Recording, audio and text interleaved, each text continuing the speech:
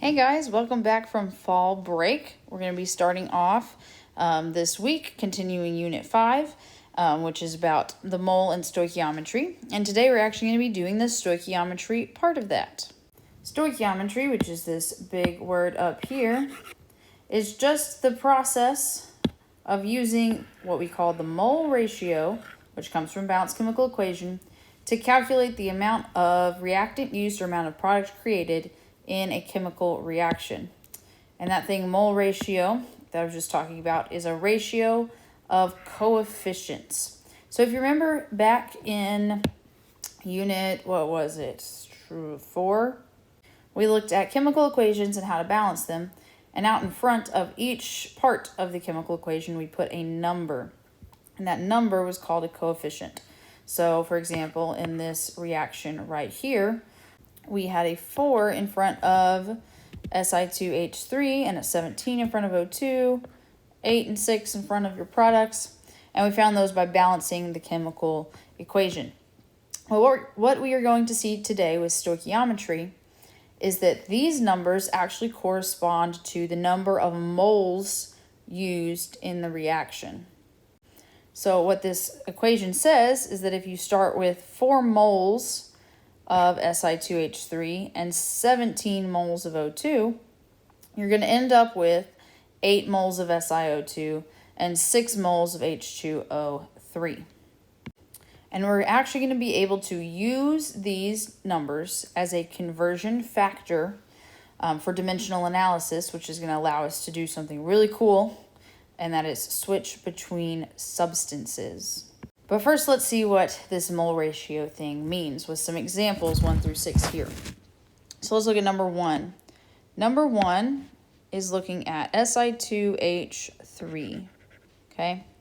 I'm going to go ahead and highlight these things, all the different colors that I have. O2 is going to be blue, SiO2 is going to be green, and H2O3 is going to be yellow. Awesome. Okay, so we're going to look here at the ratio between Si2H3 and O2. O2 is blue. All right. So to write down the mole ratio, it's really very easy. You just have to write it down. You go look at your chemical equation up there, and we're going to find the mole ratio. So let's look at Si2H3. The coefficient in front of Si2H3 is a 4. So that's what number goes in the blank here. 4 moles of Si2H3 are going to react with 17 moles of O2, that coefficient in front of O2. And I promise, it's really that easy. You just have to go look at the numbers in front. So let's look at this next one. Si2H3 is that red thing. SiO2 is green. Let's look at their numbers. Si2H3, there's 4 moles of that we start with. I'm going to put 4 moles in that blank. And they make 8 moles of SiO2. So 4 moles of Si2H3 is going to become 8 moles of SiO2. It's as simple as writing the numbers in front. So what I want you to do is pause the video, try to do these next 4 questions, and see if you get them right. All right, check and be sure you got all of those right. If you didn't, go back, rewatch the video, figure out what you did wrong. If you still can't figure it out, you can email us and ask. But it's going to be crucial that you know how to write these down for the mole ratio from the balanced chemical equation. All right, let's move on down to using the mole ratio as a conversion factor, which is the things we just wrote. Starting with example number 1 here. How many moles of SiO2 can be produced with 5.3 moles of Si2H3? All right, so we're going to approach this just like we've approached all dimensional analysis problems so far. We're going to look at the thing we start with, the given. And the given here is that we're starting with 5.3 moles of Si2H3. 5.3 moles of Si2H3. Now we're going to slap that dog right up here in this upper left-hand corner. 5.3 moles.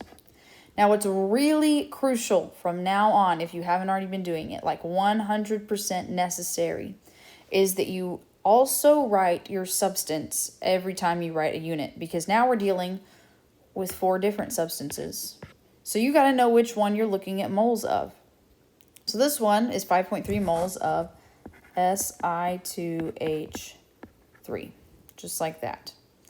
All right, now what we just discovered with mole ratios is that we can use the balanced chemical equation to switch from one substance to another.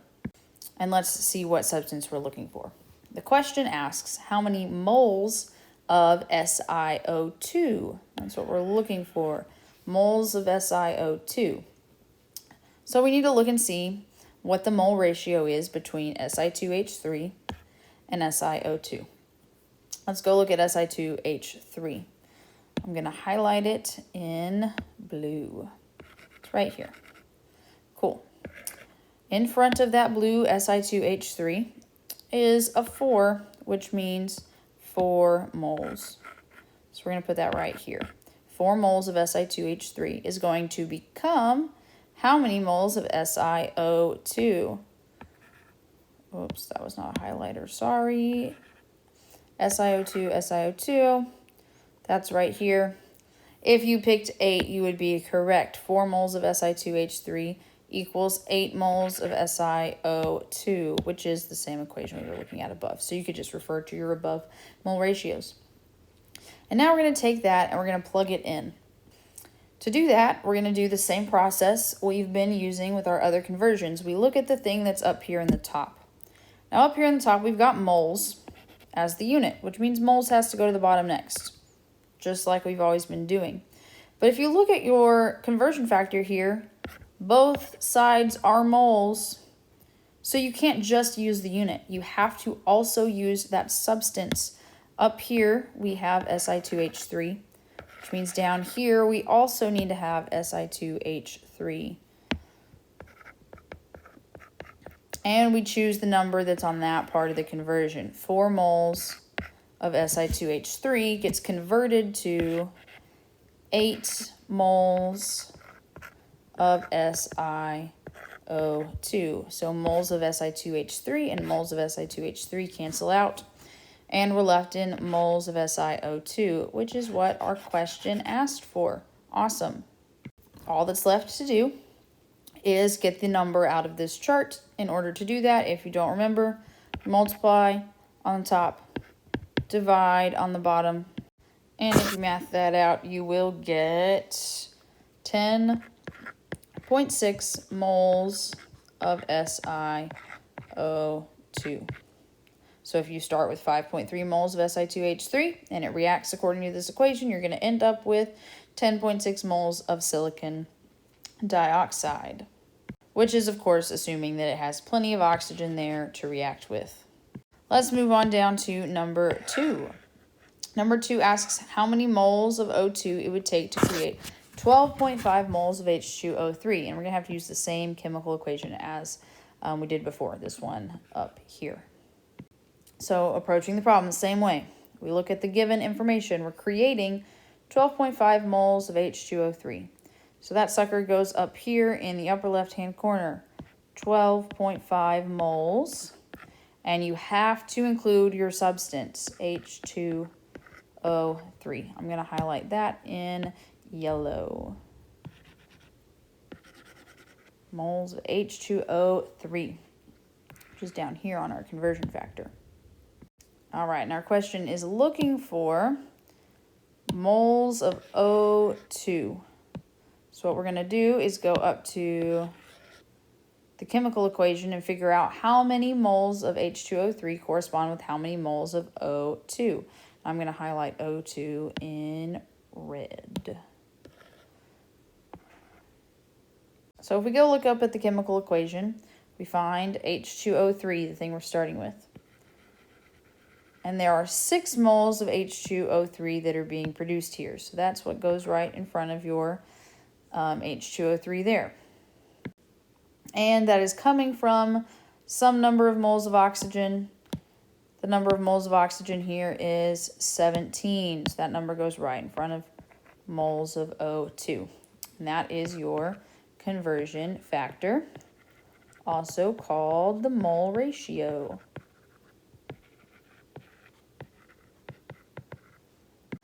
And now we've got to plug that conversion factor or mole ratio into the chart. The thing that started on top, which is moles of H2O3, goes on bottom next. So we'll put moles of H2O3. The number of moles of H2O3 in your doodad down here is 6. And that many moles of H2O3 came from 17 moles of O2. So moles of H2O3 and moles of H2O3 cancel. You're left in moles of O2. All that's left to do is multiply on the top, divide on the bottom.